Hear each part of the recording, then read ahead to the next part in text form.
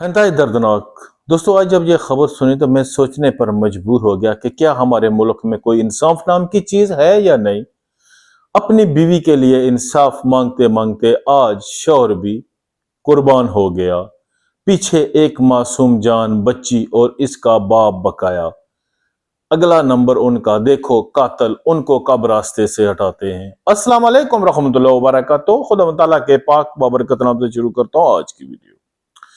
उम्मीद करता हूँ आप जहां भी होगे खुश होगे, आबाद होगे। वीडियो की तरफ बढ़ने से पहले सबसे पहले मुखातम नबी हज़रत मोहम्मद सल्लल्लाहु अलैहि वसल्लम के हुजूर दुरूद पाक का नजराना पेश करेंगे। अल्लाहुम्मा सल्लि अला मोहम्मद व अला मोहम्मद। मैं हूं आपका दोस्त नूर जुल्फकार रेडी और आप देख रहे हैं रोजनामा न्यूज ऑफिशियल। अगर दोस्तों आप इस चैनल पर नए आए हो, अभी तक आपने चैनल को सब्सक्राइब नहीं किया, तो जल्दी से चैनल को सब्सक्राइब कर लें और साथ घंटी के बटन को दबाना ना भूलिए और इसको सिफरार कर दें। इस तरह हर हमारी आने वाली वीडियो का नोटिफिकेशन आपको खुद का तरीके से मिल जाएगा। अगर आपको हमारा काम अच्छा लग रहा है, आपको हमारी वीडियो पसंद आ रही है, तो इसको लाइक करें, चैनल को सब्सक्राइब करें और अपने फ्रेंड एंड फैमिली ग्रुपों में लाजमन शेयर करें। दोस्तों, इसी मेरे चैनल पर आपने देखे होगी चंद दिन पहले एक वाकया हुआ था जहां पर नाजिया शिराज ने अपनी एक वीडियो पैगाम के बाद अपनी जान का खात्मा कर दिया गया था, जबकि उसके शौहर को ये शक था जी कि उसकी बीवी को कत्ल किया गया है। इसीलिए वो अपनी बीवी के लिए जस्टिस मांग रहा था, इंसाफ मांग रहा था, शिराज आफ्ताब। लेकिन दोस्तों, उसको हर जगह से दुत्कारा जा रहा था क्योंकि उसके मद्दे मुकाबल जो उसके दुश्मन थे, जो नाजिया शिराज के कातिल थे, वो इंतहाई बाअसर लोग थे। सो उन्होंने कानून खरीद लिया सबको और हर जगह से जब मायूस हो गया शिराज आफ्ताब, तो आज जो खबर आई वो इंतहाई दिल दहला देने वाली थी कि अपनी बच्ची को भी यारो मददगार छोड़कर आज शिराज ने भी अपनी जिंदगी का खात्मा कर लिया। ये साथ देख बिल्कुल, सकते हैं, उसने अपनी वीडियो पैगाम में कहा जी कि मैं मेरी अपनी बीवी बेटी के लिए इंसाफ ख़त्म। मांगते मांगते मैं थक गया था। मुझे हर जगह पर जलील किया जा रहा था। मुझे और मेरी मासूम बेटी को खड़ा करके मुजरमों के सामने हमारा तमस्सर उड़ाया जा रहा था, जबकि उन कातलों को बड़े इज्जत और एहतराम के साथ हमारे कानून नाफज करने वाले उनको बड़े अदब के साथ कुर्सियों पर बैठाए रखे थे और उनके साथ बैठकर इस इंसान का तमस्सर उड़ाया जाता था। कौन ऐसा इंसान है जो इतनी जिल्लत, इतनी रुसवाई बर्दाश्त करके जिंदा रहेगा। और आखिरकार यही कुछ किया शिराज आफ्ताब ने, और आज शेख सिराज आफ्ताब अपनी बाप और अपनी बेटी को अकेला छोड़कर इस दुनिया से कूच कर गया। उसके बाद उसके वालिद शेख आफ्ताब ने जो है ना, उसकी डेड बॉडी लेकर डीपीओ ऑफिस जो होता है उसमें आकर जो है ना रख दी। उन्होंने कहा जी कि जब तक मेरे बेटे को इंसाफ नहीं मिलेगा मैं इसकी तफहीम नहीं करूंगा। जो उन्होंने बयान दिया उसका मतलब ये है जी कि थाना गुजरखान के इलाके में सूद खोरों और मुआइना बत्ता खोरों से दिल बर्दाश्ता होकर खातून की पुरसरार मौत के बाद इंसाफ न मिलने पर शौहर ने भी खुदकुशी कर ली। अहले खाना ने लाश के साथ एसपी के दफ्तर पर एहतजाज किया। सूद व मुहिना बत्तेखोरों से दिल बर्दाश्ता होकर खातून ने खुदकुशी कर ली थी और शौहर के लिए वीडियो पैगाम मोबाइल में रिकॉर्ड कर दिए थे। शौहर के मामले की तफ्तीश कर रही थी और आज खातून के शौहर शिराज आफ्ताब ने भी खुद को गोली मारकर अपनी जिंदगी का खात्मा कर लिया। क्योंकि दोस्तों, नाजिया शिराज के मोबाइल में ऐसे ऐसी वीडियो थी, ऐसे ऐसे इंशकाफात थे कि जो अगर पुलिस ठीक तरीके से तहकीकात करती तो जो कातिल थे वो अब तक पाबंदे सलाखे होते। लेकिन पुलिस ने उनको गिरफ्तार किया जब अवाम का पुरजोर मुतालबा आया और उसके बाद उन 3 कातिलों को छोड़ दिया गया। यहाँ पर कुछ ऐसे इंशकाफात किए हैं शिराज आफ्ताब ने कि जो इंसान के लिए सोचने पर मजबूर करते हैं कि ये ग्रोह कितना ज्यादा संगीन है और कितनी औरतें इस ग्रोह का शिकार हुई होंगी, क्योंकि ये उन औरतों की मजबूरी का फायदा उठाते थे। उनको बाद उनके साथ जो है ना अपनी जिनसी हवस भी पूरी करते थे और उनको ब्लैकमेल भी करते थे। जो शराज साहब ने अपना उसके बाप ने बयान दिया, उन्होंने कहा है जी कि इन्होंने इस वाकये जब ये थाना गुजरखान में गए तो वापस आकर उन्होंने अपने बाप को बताया जी कि मुझे इंसाफ मिलने की कोई तवक्को नहीं है, क्योंकि आज जो कुछ हुआ है मुझे लग रहा है कि जो एसएचओ और दीगर पुलिस एहलकार हैं वो कातलों के साथ मिले हुए, क्योंकि वहां पर मुझे जलील रुस्वा किया गया, कातलों को इज्जत के साथ वहां पर बैठाया गया था। जब मुझे वहां पर खड़े करके मेरे साथ अजीब तरह के सवाल जवाब किए गए और मेरा तमस्सर उड़ाया गया मेरी मासूम 11 साला बेटी के सामने, और मुझे नहीं लगता कि मुझे इंसाफ मिलेगा और मैं अपनी जिंदगी का खात्मा कर दूंगा। उसके बाद शिराज आफ्ताब ने जो है ना अपना एक वीडियो पैगाम भी जारी किया था, जो आगे भी लगाया था, अभी मैं साथ आपके साथ लगा रहा हूं। इसके बाद शोर शिराज आफ्ताब ने अपने आप को गोली मारकर अपनी जिंदगी का खात्मा कर लिया। लोइन ने राज से जाकर एसपी ऑफिस में रख दिया। शिराज आफ्ताब के वालिद ने पुलिस पर संगीन इल्जामात ऐद कर दिए। शिराज के वालिद ने कहा जी कि मेरे बेटे को कातल पुलिस ऑफिसर हैं, वो मुल्जम को कुर्सियों पर बिठाकर और मेरे बेटे को जो मदी है उनको खड़ा करके बयान लेते रहे। मेरे बेटे के घर आया तो वो रो पड़ा और वो बेदिल हो गया कर कहने लगा, अब्बू के मुझे पता चल गया है कि इंसाफ नहीं मिलेगा। शिराज आफ्ताब का खुदकशी से कबल रिकॉर्ड किया गया वीडियो बयान भी सामने आ गया, जिसमें इसने शदीद कर्ब और अजियत से बयान रिकॉर्ड कराया है। उसमें उसने कहा जी कि मेरी बेटी जो है और मैं वो आप अपने वालिद के सपुर्द करता हूँ और अपने भाइयों से, और उसके अलावा उन्होंने अपने दोस्तों का भी शुक्रिया अदा किया जिन्होंने उनकी भरपूर मदद की, और उन्होंने कहा कि मेरी जो ये बेटी है, जो इसका माँ का जेवर है वो मेरी बेटी का है, और मैं अपने दोस्तों का तहे दिल से शुक्रिया अदा करता हूं कि जिन्होंने मेरे साथ तावन किया, मेरी मदद की, मेरे साथ वो खड़े रहे।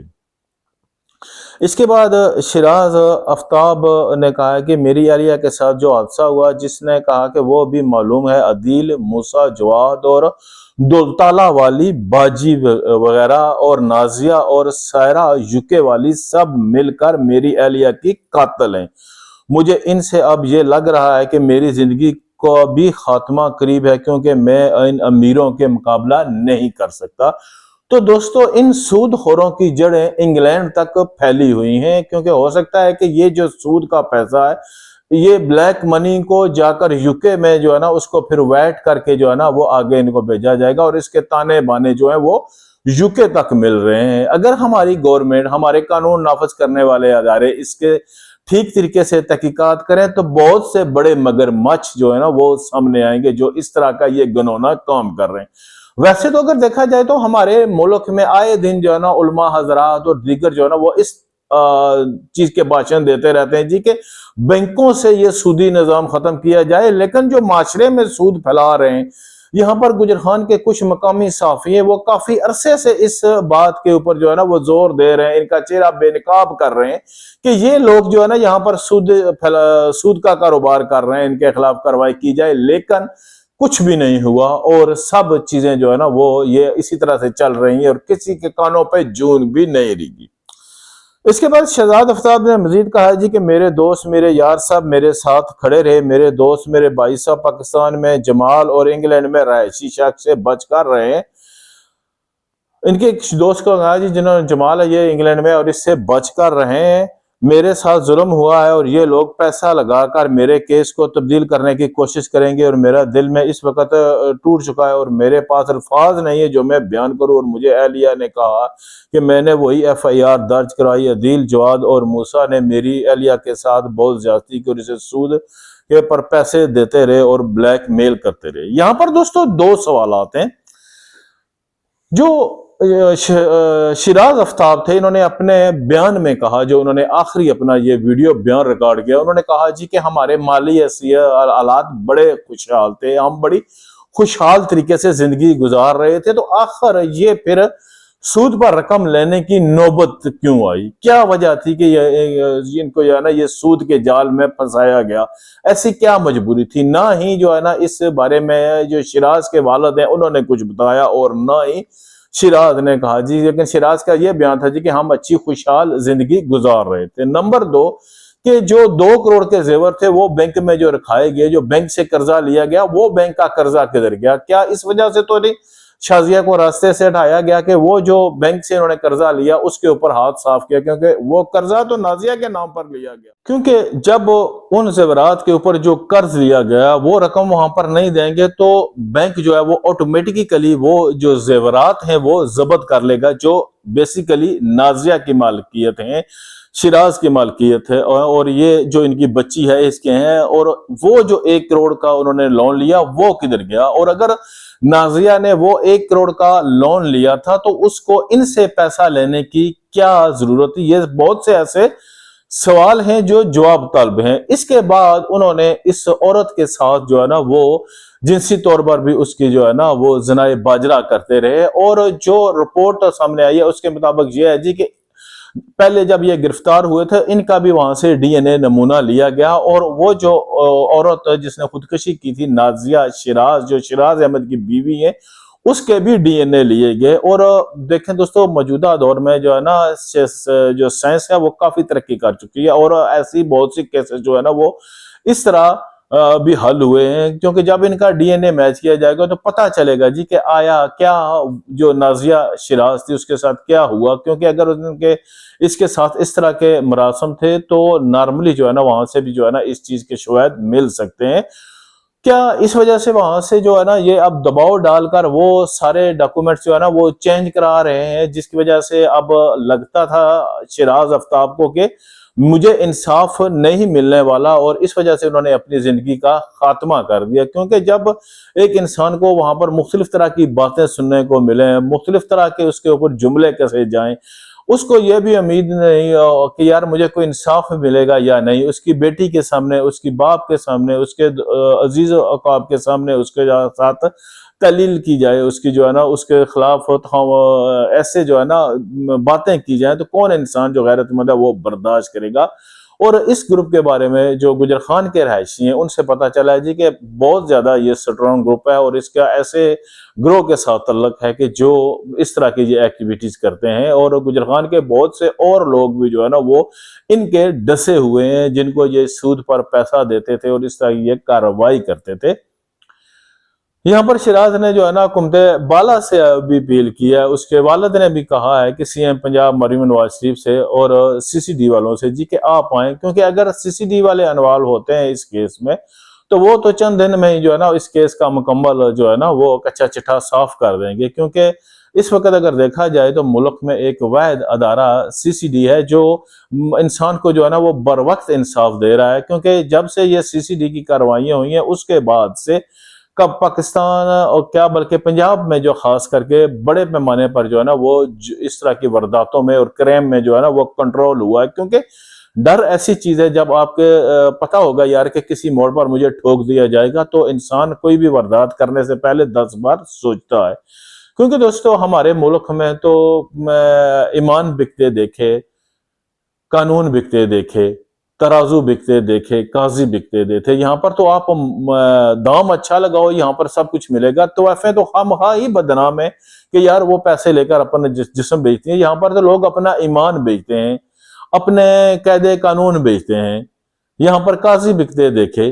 तो दोस्तों यही कुछ हो रहा है इस केस में भी कि अगर इसकी जो है ना शफाफियत के साथ तहकीकात ना की गई तो ये बेचारा जो शिराज है आखिरकार इसकी बेटी और जो इसके बाप रह गए उनको भी रास्ते से हटा दिया जाएगा। क्योंकि 2 ही बच्चे हैं, एक मासूम वो बच्ची और एक ये शिराज का बाप। कोई इसका और भाई तो है नहीं है कि जो इसके वहां पर पैरवाई करेगा। क्योंकि ये उनका जो था वो अकलौता बेटा है शेख आफ्ताब का, जो अब तक की न्यूज आई है सामने मुझे नहीं पता कि उनका कोई और, क्योंकि अगर और इसका कोई भाई होता तो उसका जिक्र होता या कुछ होता। तो मुझे तो लगता है ये उनकी सिर्फ अकलौती औलाद थी। अब इनकी कोई बहनें हैं या नहीं है उनके बारे में कोई पता नहीं चला है।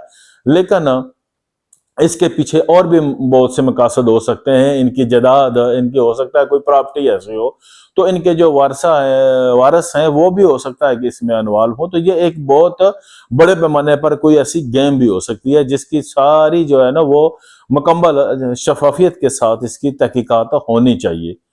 आप इस बारे में क्या कहते हो? अपनी कीमती राय से जरूर आगाह कीजिएगा। जिंदगी रही तो मिलेंगे फिर, तब तक के लिए इजाजत दें। ओके, अल्लाह।